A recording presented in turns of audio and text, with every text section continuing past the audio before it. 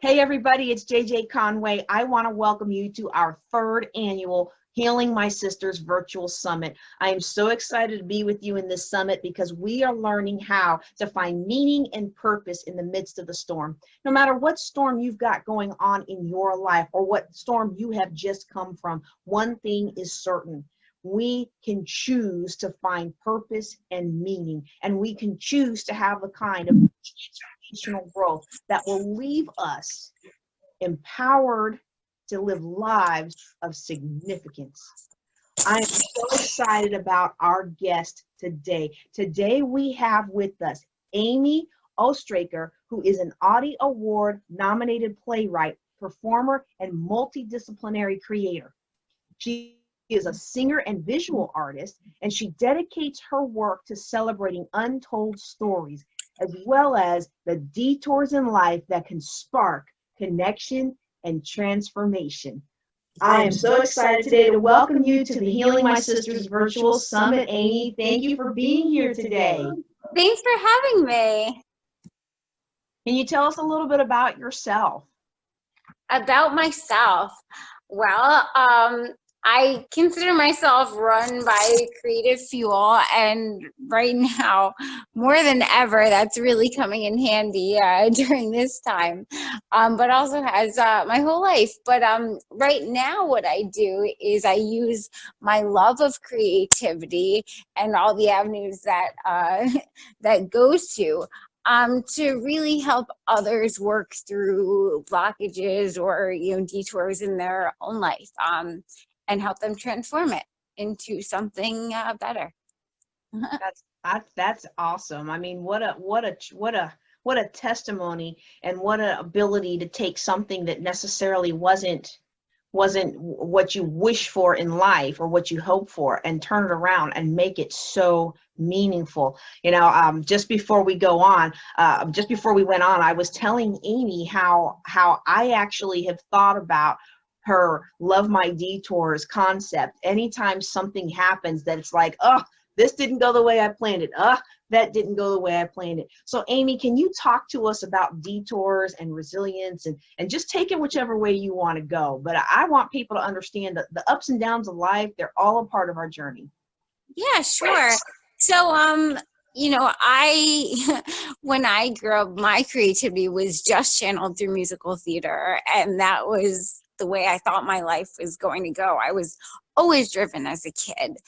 And so I studied very seriously, applied to all the musical theater colleges, and I ended up studying seriously with a voice teacher in New York, who I became very close with, and really became my mentor for 2 years. And then when I was 17, I was sexually abused by him for a period of months. And that lasted for a very long time before I could even speak about it.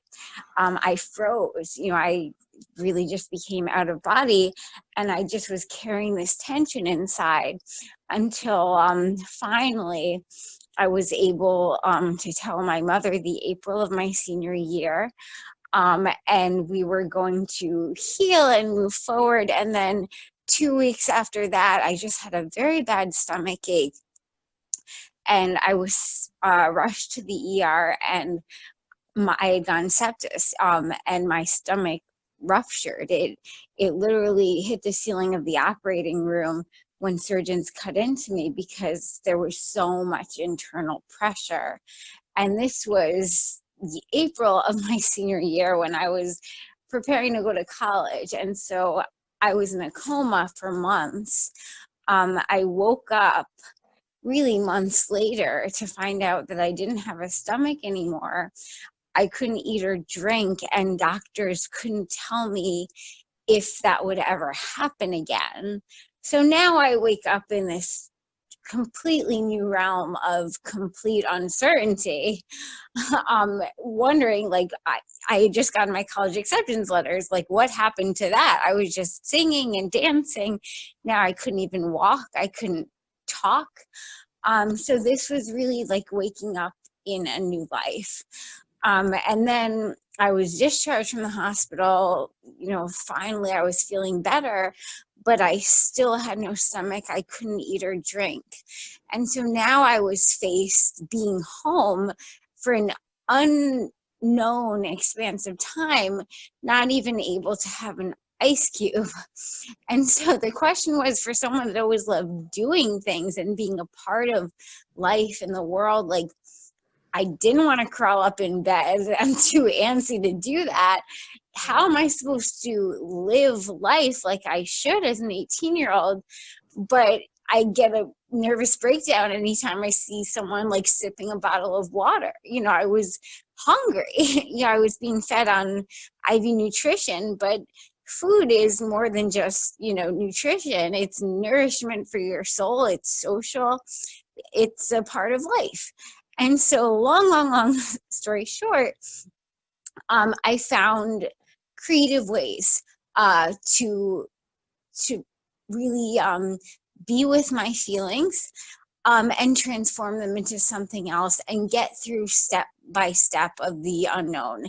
It turned into 28 surgeries and 6 years before I could eat or drink, with the creativity of a lot of surgeons, but I had no deadline.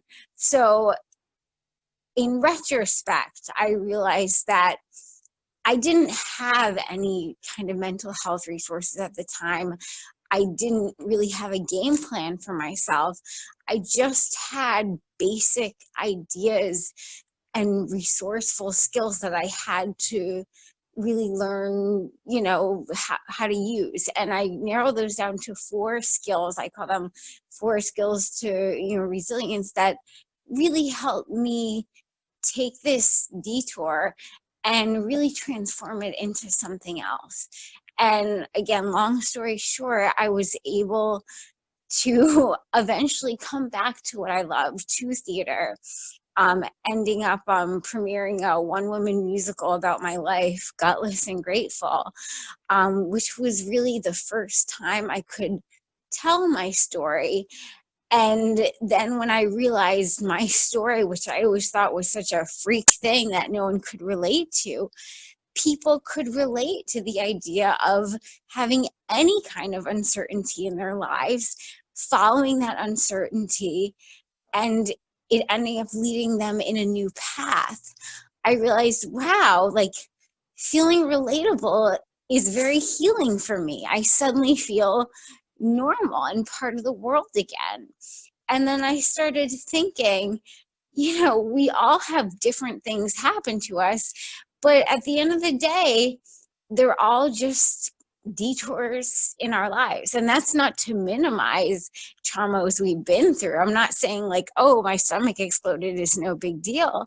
But when we just think of this as a detour in our lives, it really takes the focus off of the uniqueness of what happened to us. And then we can put that focus into the uniqueness of what we choose to do with it. Because I've found that, it's very easy to feel victimized by saying, I've been through this, no one else has, no one can understand. But when I started thinking of this as more of just a detour in my life, something that happened that I didn't expect it to, that really opened me up in a way that I could reach out to other people who had been through other detours, because I realized that you can't really heal in a vacuum. Healing happens in community. And I felt very cheated of that for a long time because I couldn't eat or drink. So it was hard for me to reach out and be with community. But by reaching out this way and seeing this as a detour, I could really find ways to share my story and come into society feeling like not only could I give tools to other people, but they could also give tools to me. And we could start a conversation. And so eventually, I started Love My Detour, which is, it started as a campaign helping people thrive not in spite of adversity. Like, oh, you know what, I'm going to be resilient and strong even though this happened to me. It's saying, you know what, let's use this adversity, let's use this detour as an opportunity to find flowers along the path that we never would have come into contact with. And I realized that firsthand for myself, because years later, when I was trying to put together the script for my musical, I thought about, wow, you know what? If I didn't have this happen to me, I wouldn't have met this person. I wouldn't have tried this new thing. Like, for example, like starting a chocolate business because I was so hungry that I just wanted to like play with food, or like discovering visual art in the hospital. I wouldn't have learned these new things about myself. So it's very hard for me to say, you know, if this had never happened, I would have been doing musical theater and, you know, all this, because these detours have made me who I am.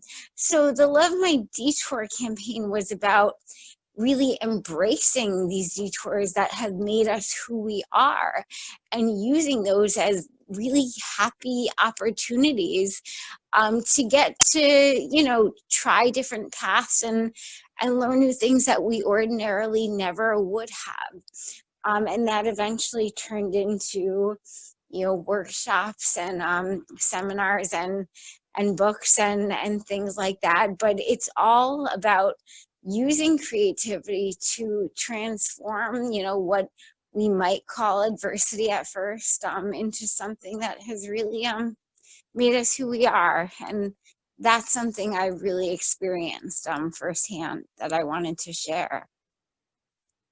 And I thank you for sharing that. You know, when I put together this first conference, the first year we did this, I did it because I had suffered a traumatic accident, and the doctor had basically told me my life was over, that my brain wasn't going to recover, and it's made significant recovery. In fact, they downgraded my diagnosis from TBI to post-concussive syndrome. But I needed to be reassured that my life wasn't over and that I still had time and meaning. And I'm finding that even though we all have different injuries and we have different traumas, we can all identify with that feeling that our life is over, or that we're used up, worn out, we have no value. And I'm personally finding now, not that I would wish that anyone would go through what I went through to become the person that I am today, but I'm finding that I'm having way more impact now, this after all of the accidents and the medical procedures and all of the different things. I'm having more impact now, even though I can't do everything for myself that I used to be able to do. And I'm getting to the point where it's like, okay, this is a part of the journey. And so I liked the thing that you said down at one point. I wrote this down that said, healing happens in community. You said, it said healing happens in community, not a vacuum. And I'd like you to talk a little bit more about that. For someone who's feeling traumatic, one of the things that added on to the trauma of this accident for me, and I can imagine it's the same thing when now you've got the social dimension of eating taken away. But one of the things that added to that trauma is that I, as a very high earner and a very high potential person at that point, the people in my life did not have patience for somebody who was facing the medical struggles that I was facing. And so I quickly found myself without community. And it was a long, difficult road, and I'm still in the process of rebuilding community. So if somebody is sitting here today watching this and they're like, but Amy, you don't understand. I don't have anybody supporting me. I don't know what to do. I don't know how to move forward. Do you have any encouragement that you could give them? Yes. I really, first of all, I'm sorry to hear that for a while it was hard to find community. I think especially when we've been through something traumatic, it's also, you know, speaking from my experience, it's also very tempting at the same time to want to hide away and to, you know, dwell on everything that's happened to us, or, you know, it's very hard figuring out how we're a part of the world anymore. I know, you know, I was also 18 and, you know, just, you know, very like a self, you know, in high school as like a self-conscious teenager, and I remember the weirdest feeling of coming out of the hospital and being too weak to walk, and my parents like driving me home, and I would see like teenagers from my high school like sipping Starbucks, and I would like, curl up in the back of the car like I didn't want them to see me now. So there was that too. And then there's the isolation we can experience sometimes when we're healing and we're doing like a lot of recovery work and transformation. Like then there were like phases where I got really into like these like healing workbooks, and I felt like I was having all these revelations, like, and that was good enough to heal myself and grow. But I realized you're really only healing yourself on one level. Like, it's not really an embodied approach if you don't see what it's like to go back and interact with the world again. So sometimes, we're in the part where we need like a nudge back out, where we have to practice those skills. So, my, advice is, really sometimes our minds can take over and can freeze us and can make us nervous about things that are really just gonna, get in our way. Find whatever ways you can to be part of community. Maybe it's something you've always wanted to try and, take a course in something, or like go to a library and see if they have, a book club. If it's hard to reach out to, immediate friends or family, like see what's going on in your community, but do something where you can get out of yourself, because even doing a random act of kindness for someone else is very healing. One thing too is the idea of gratitude too is a very outward movement, and it's a very connecting social practice, because gratitude actually forces us to come out of ourselves. You look around and notice, what makes us feel alive. It's an interesting time to be talking about all of this now, because we are in a very atypical situation where we can't be out and find communities in maybe the ways we have in the past.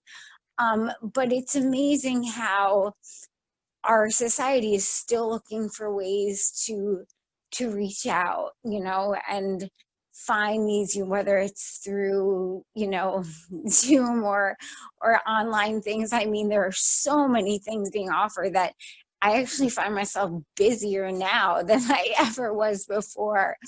But so, so don't go crazy signing up for a million different, webinars and courses, but maybe, look around and see if there's something you can find where there's, other people there and you can discuss things and just, really bond over something that you like. Maybe something that's not necessarily trauma related to what you've been through, but if there's something you've always wanted to try, or maybe like a lecture you're really interested in, it's a great way to come out of yourself. And you never know what you might find. That's the beauty of being with other people. It brings in like the unknown, interesting thing into the mix, because, it can be boring being by yourself too. So sometimes to heal, you gotta like shake things up a little bit.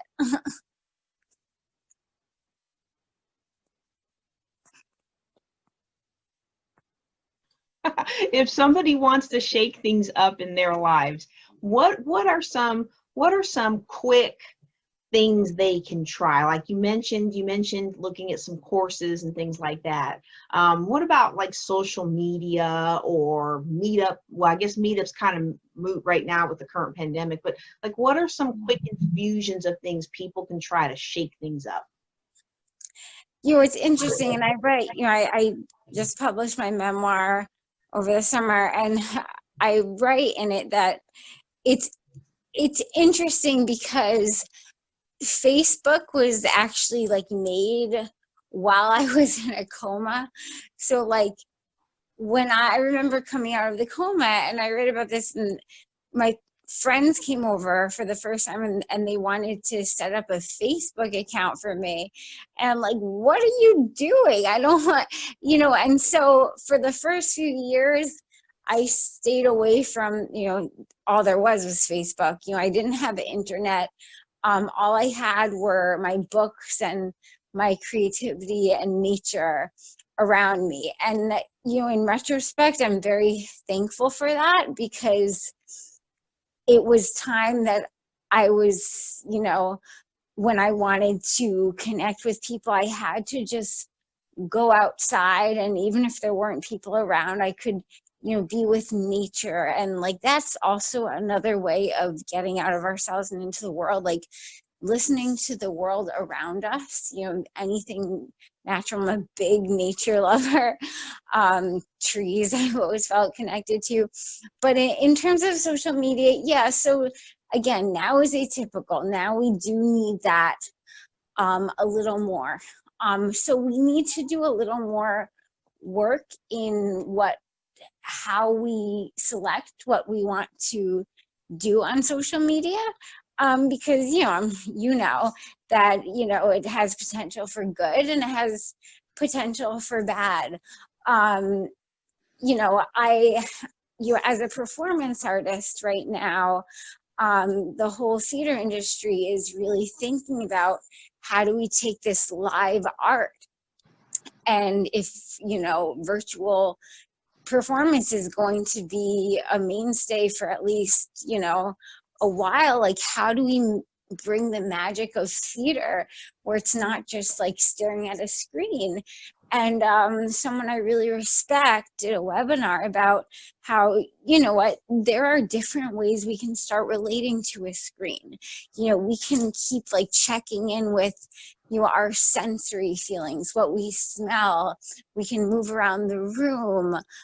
We can dance.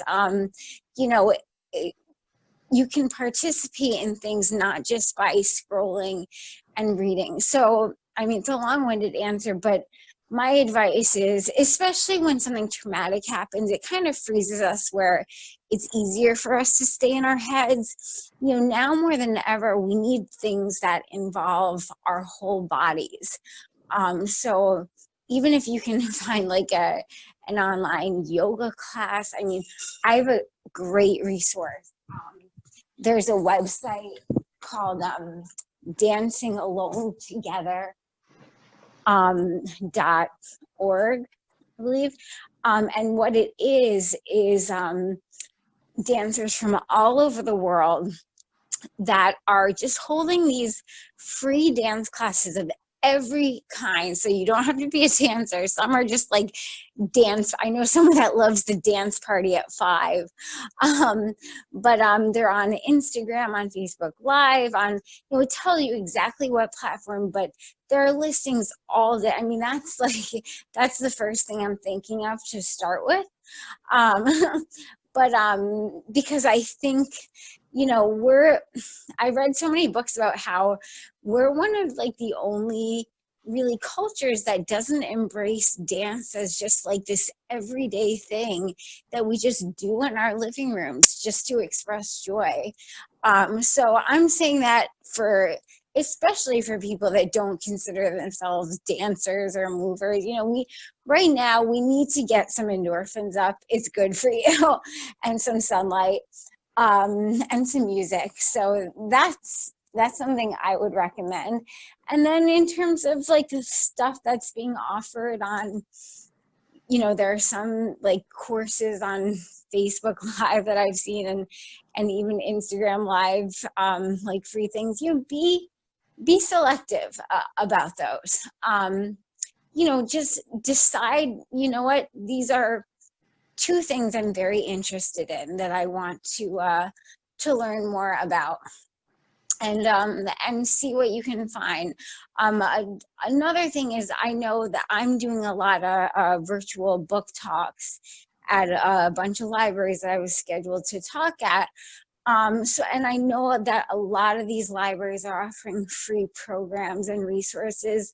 So, check in with your local library, go on their website and see what they're offering, and see what you can take through there.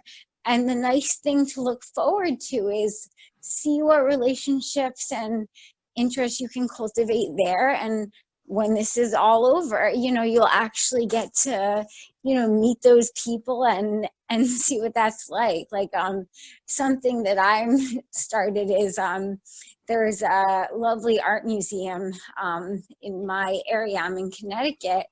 And I've always seen that they've had this event called Drink and Draw on Thursday nights, where you come in and you just drink and draw. But, I could never go because it was an inconvenient time for me and with the driving back and forth. But now they're doing it free and virtually. I've done it 3 times. My mom's done it too. And I'm really building relationships with these people. And, I can't wait until this is over and I can actually go to the museum and actually meet everyone. So I hope that was helpful. Oh man, that's fantastic. And it actually plays right into the challenges that we're going to do as a follow-on to this conference, because we're going to be doing a series of challenges. Normally after this conference, we go on our Reconnect with Myself retreat up in Hot Springs, and we try different creative things that works. A lot of us, especially busy professionals, have kind of lost touch with who we are and what really makes our heart sing.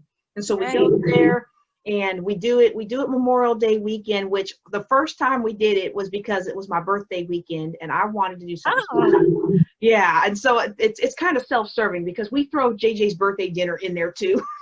But we oh my God. I know, right? I'm like, hey, you know what? Kill 2 birds with 1 stone. But we have a semi-annual women's conference over Memorial Day weekend. And so I never get to celebrate my birthday because we're always prepping for and attending this conference. And I said, you know what?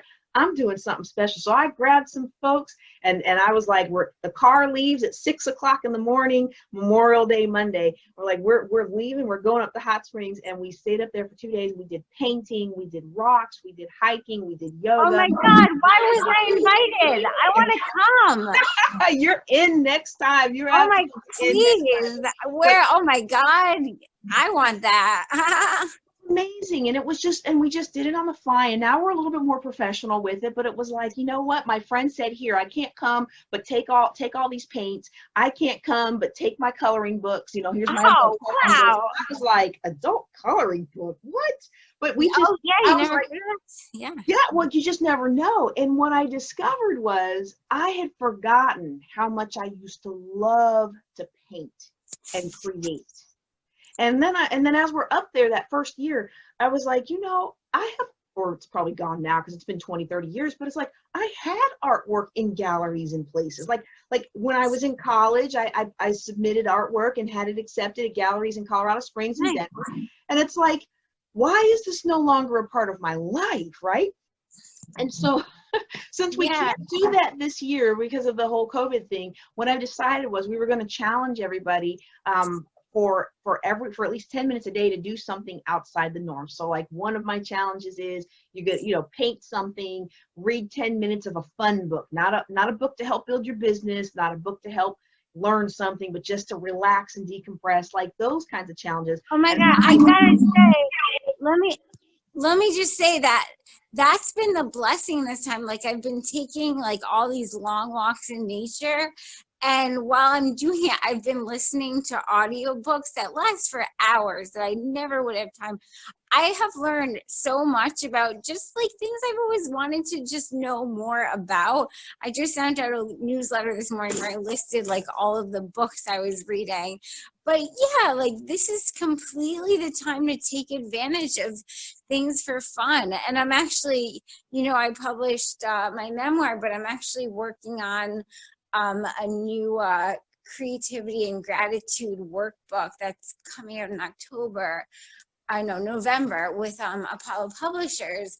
And it's all about those things for anyone that has kind of wanted to explore themselves but doesn't necessarily consider themselves an artist.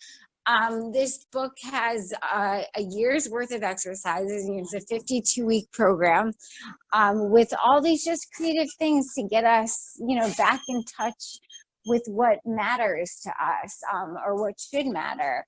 It's actually an advantage. When I do these workshops a lot, I hear a lot of people say, well, I haven't painted since I was 5, this isn't going to be good for me.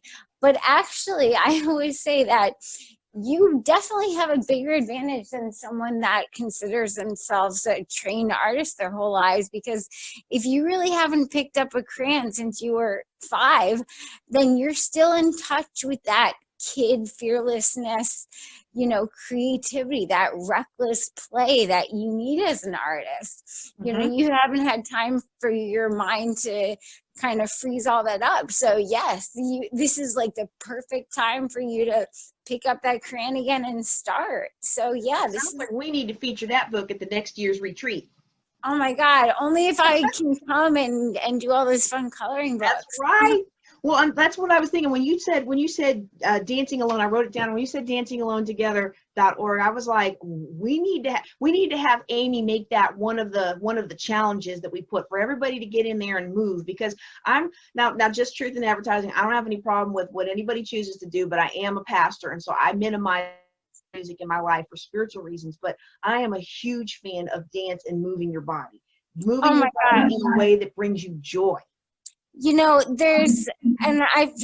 I've done so much research on PTSD, to build my own program, and the more I learn, there is not enough creative community work done to heal from trauma.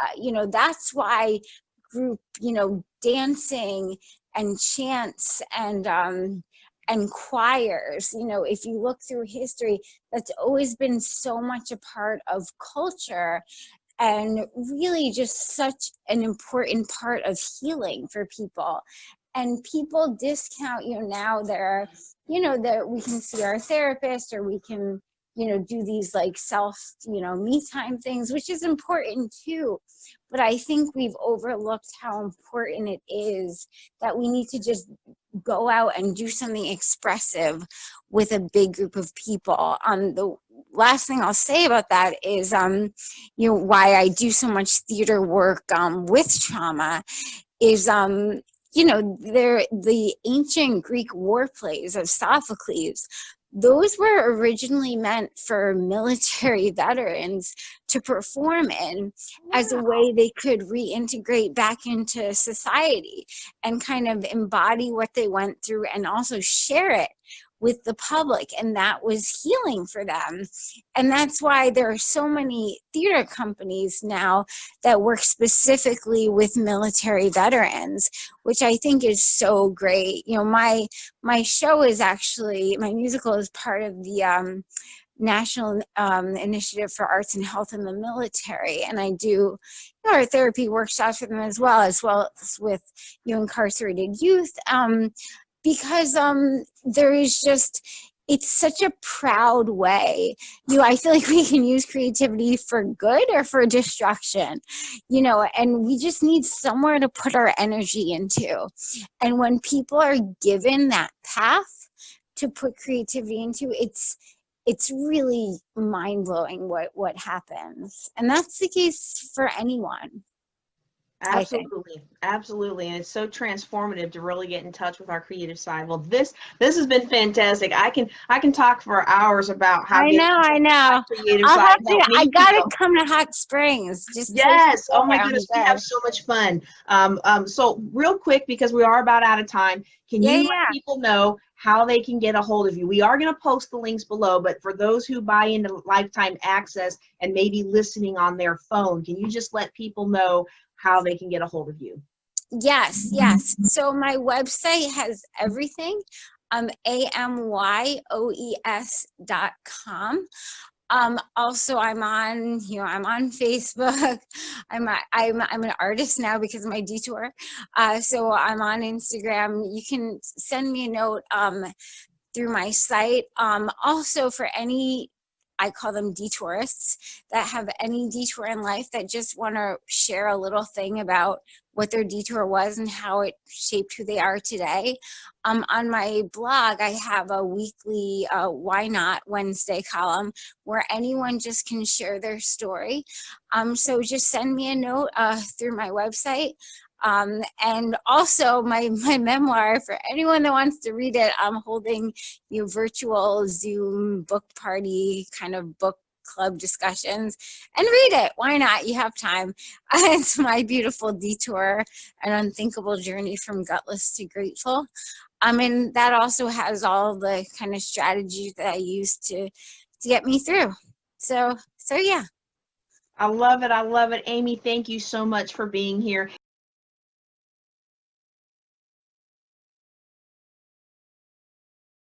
So yeah. I love it. I love it. Amy, thank you so much for being here. To our audience members, I want to thank you for being a part of our 3rd annual Healing My Sisters virtual summit. I hope that you will join us in our follow-on Reconnect with Myself retreat, and I hope that you will join Amy at her website, amyoes.org. Was it amyoes.org? Oh, no. .com. .com. AMYOES.com. .com. We want to get it right. Woohoo. All right, Amy, thanks again. And to all our audience members, bye, and we'll see you next time. Bye.